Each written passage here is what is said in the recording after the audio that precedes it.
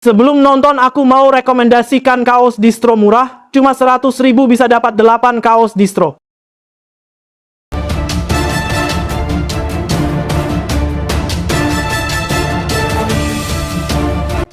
Ternyata terkuak bahwa keputusan Mutiara tinggal di rumah Sandra bukan semata ide Kenzo, melainkan ulah Rianti yang sengaja mengatur agar Mutiara dijauhkan dari rumah Pak Aditya.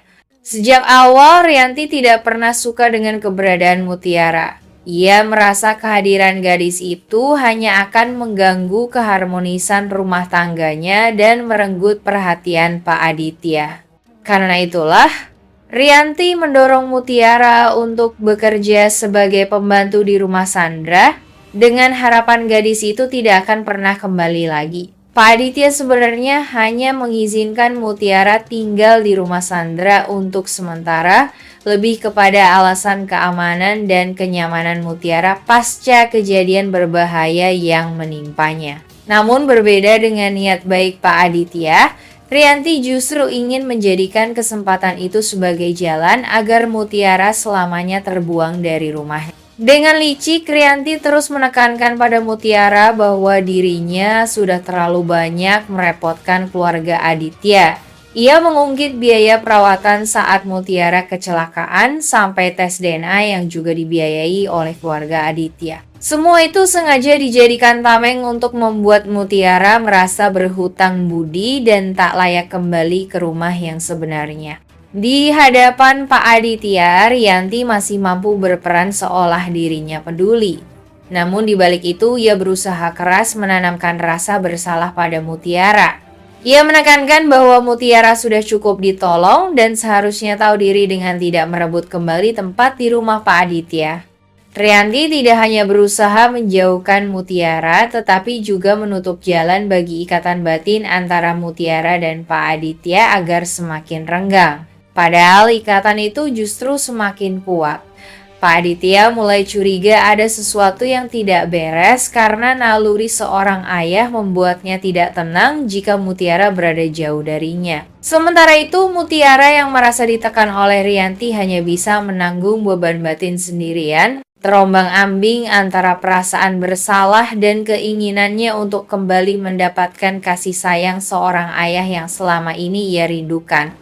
Rianti memang ibu kandung Mutiara, tetapi anehnya sama sekali tidak terlihat adanya ikatan batin yang seharusnya muncul secara alami antara seorang ibu dan anak.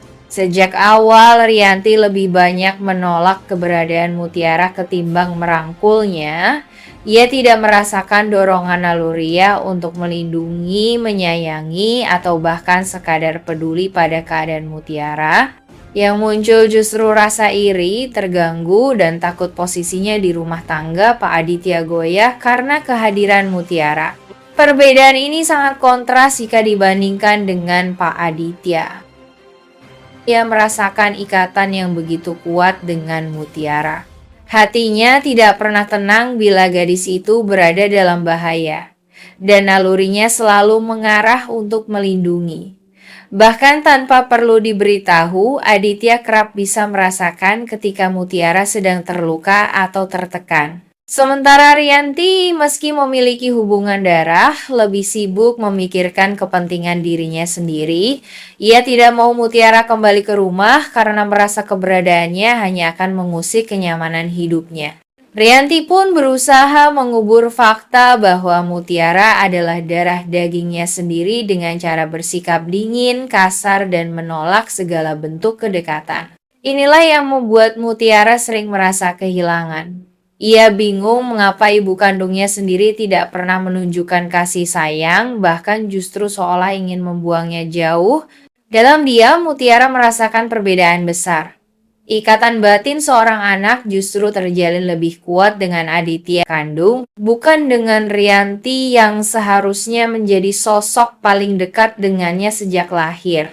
Rianti yang sejak awal tidak pernah rela bila Mutiara tinggal kembali di rumahnya, ternyata mulai menjalin kerja sama terselubung dengan Sandra. Keduanya sama-sama menyimpan rasa tidak suka terhadap keberadaan Mutiara, sehingga mudah menemukan titik temu untuk menjadikan gadis itu sasaran perlakuan semena-mena. Sandra yang sebelumnya pura-pura baik di depan Kenzo secara perlahan menunjukkan wajah aslinya kepada Mutiara. Ia kerap memberikan pekerjaan rumah yang tidak masuk akal, beban berat, waktu singkat, dan selalu penuh dengan celaan.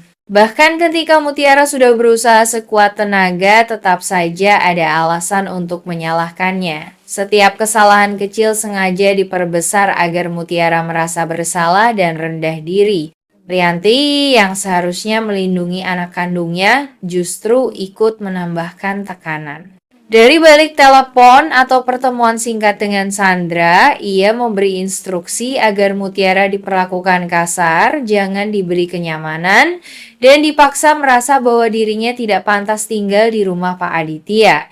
Rianti ingin Mutiara terbiasa dianggap rendah, hanya sebatas pembantu, sehingga tidak pernah berani menuntut tempat di keluarga Aditya. Mutiara mulai merasakan bahwa ada sesuatu yang tidak wajar. Perlakuan Sandra bukan sekadar sifat keras seorang majikan, tetapi terkesan seperti ada rencana yang sengaja dibuat untuk menjatuhkannya.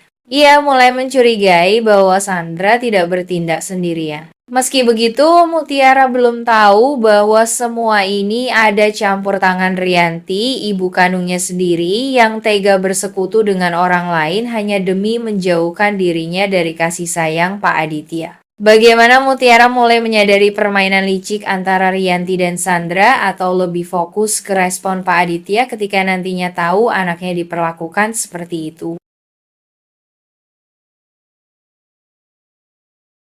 Ia dihantui pertanyaan apakah dirinya sudah membuat keputusan yang salah besar.